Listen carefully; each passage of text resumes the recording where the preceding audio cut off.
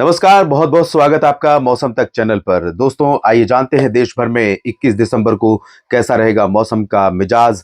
कोहरे ने लंबे समय बाद दस्तक दी, लेकिन एक साथ उत्तर भारत के मैदानी इलाकों और इंडो गैंगेटिक प्लेन्स को, यानी उत्तर भारत के जो पर्वतीय इलाके हैं यूपी से लेकर बिहार और झारखंड पश्चिम बंगाल तक, इन सभी भागों पर कोहरे की दस्तक दिखाई दी है और जबरदस्त दस्तक दिखाई दी। कई जगहों पर जीरो विजिबिलिटी रही, जिसकी वजह से आज एयर, रेल और रोड ट्रैफिक में बुरा असर पड़ा है और साथ ही साथ कई जगहों पर बड़ी दुर्घटनाएं भी हुई हैं सड़कों पर।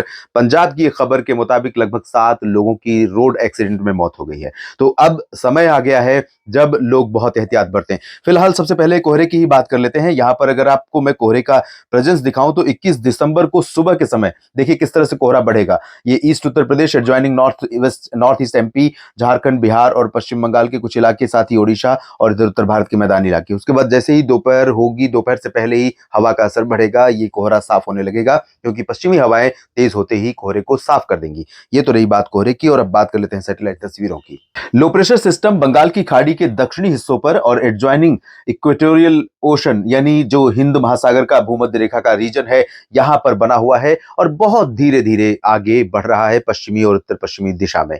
लेकिन इसका इंपैक्ट बादलों के रूप में साउथ पेनिनसुलर रीजन पर कई दिनों से दिखाई दे रहा है। जिस तरह के बादल पहुंच रहे हैं, उस तरह की बारिश अब तक नहीं दिखी है। लेकिन जैसा कि मैंने शुरू में ही कहा था कि धीमी गति से आगे बढ़ेगा और लंबे समय तक अपना प्रभाव दिखाएगा, तो वही हो रहा है।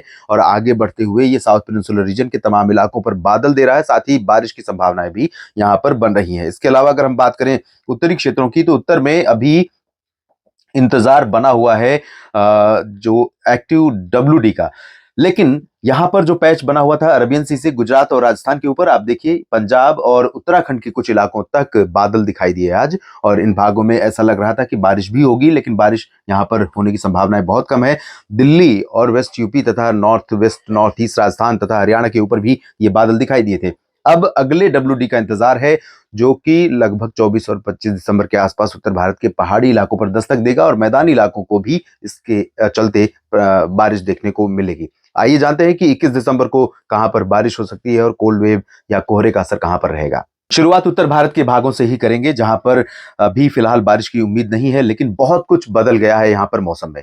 देखिए, पहले भी मैंने कहा था कि लगातार जब पश्चिमी हवाएं चलेंगी, तो ये हवाएं क्योंकि सरफेस से लोअर ट्रोपोस्फीयर के नीचे चल रही हैं और उसके ऊपर आ रही हैं आर्द्रता वाली हवाएं अरबियन सी की तरफ से और बंगाल की खाड़ी की तरफ से। तो यहां पर गजब का मिक्सचर है, यानी एक तरफ ठंडी हवाएं जो तापमान को नीचे ले जा रही हैं, दूसरी तरफ आर्द्र और अपेक्षाकृत कम ठंडी हवाएं, उनके चलते मॉइस्चर एयर में बढ़ रहा है, तो ये कोहरे को प्रोड्यूस कर रहा है। तो ये कंडीशन यहाँ पर उत्तर भारत के मैदानी और इंडो गैंगेटिक प्लेन्स और उत्तर भारत के पर्वतीय इलाकों तक लगातार देखने को मिलेगी। आज कोहरा उत्तराखंड, हिमाचल और जम्मू कश्मीर में काफी रहा। विजिबिलिटी कई जगहों पर बहुत पुअर रही और कई जगहों पर तो जीरो विजिबिलिटी भी रिकॉर्ड की गई, और इसके चलते सामान्य जनजीवन प्रभावित हुआ है। अभी WD का इंतजार भले है, बारिश भले नहीं हो रही है, लेकिन यहाँ पर कोल्ड वेव कंडीशन इन तीनों पर्वतीय क्षेत्रों में लगातार अपना जो ग्रिप है अपनी, वो टाइट करेगी। साथ ही साथ लद्दाख और गिलगित बाल्टिस्तान, मुजफ्फराबाद में भी ठंडी हवाएं चल रही हैं। मिनिमम और मैक्सिमम दोनों अधिकांश स्टेशंस पर बिलो नॉर्मल रिकॉर्ड किए जाने शुरू हो चुके हैं। तो ऐसे में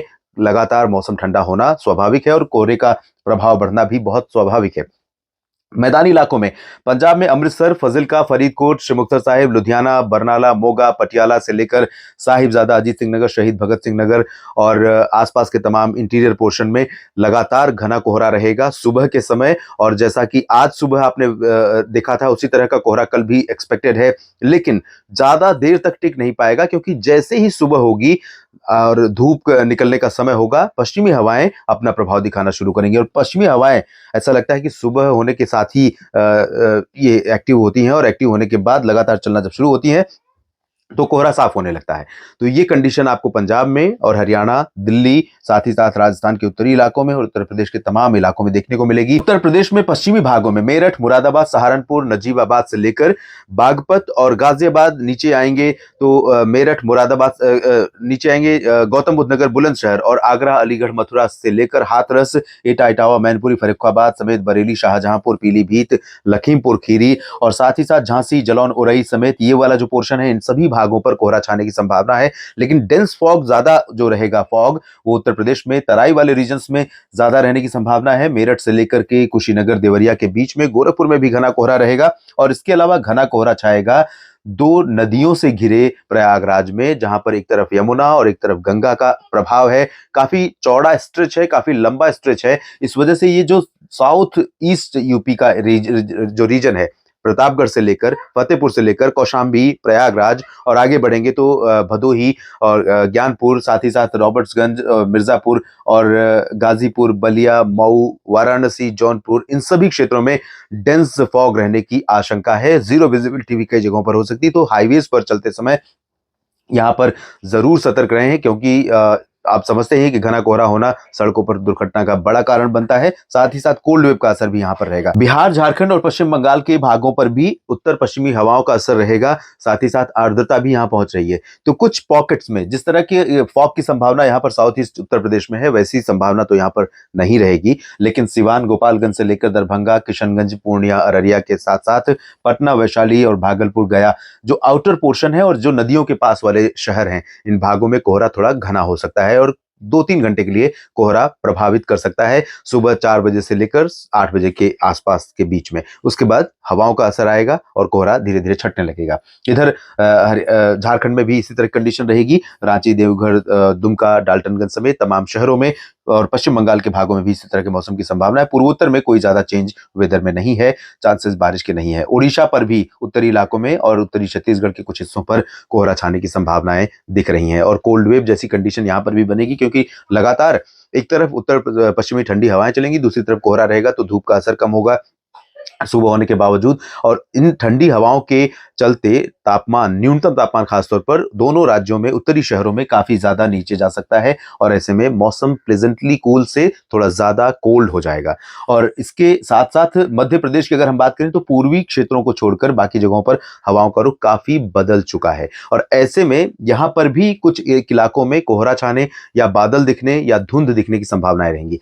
दोपहर में आपको लगेगा कि यहां पर धुंध छाई हुई है, बादल हैं, धूप कम दिख रही है। ये कंडीशन सेंट्रल इंडिया में मध्य प्रदेश और महाराष्ट्र के कुछ इलाकों और गुजरात के कुछ हिस्सों पर देखने को मिलेगी। और हालांकि इस तरह के बादलों से, इस तरह के मॉइस्चर से किसी तरह से बारिश या लाइटनिंग, थंडरस्टॉर्म जैसी गतिविधियों की उम्मीदें नहीं की जा सकती हैं। और इधर हम बात करें भोपाल, बैतूल और उज्जैन, इंदौर, धार, मंदसौर, तो इन इलाकों में ऐसी ही कंडीशन रहने की संभावना है। उत्तरी इलाकों में उत्तर पश्चिमी ठंडी हवाएं चलेंगी, उत्तरी और पूर्वी इलाकों में, तो यहाँ पर मौसम काफी ठंडा होगा। कोल्ड वेव कंडीशन कई जगहों पर मध्य प्रदेश में भी रहेगी।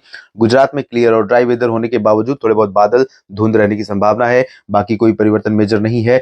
यहाँ महाराष्ट्र में हवाओं का रुख बदल गया है, तो तापमान में गिरावट हो रही थी और महाराष्ट्र के वीकली वेदर में आपने देखा होगा, मैंने कहा था कि 2-3 दिनों के बाद ही हवाओं का रुख फिर से बदल जाएगा और आर्द्रता यहाँ पहुंच जाएगी।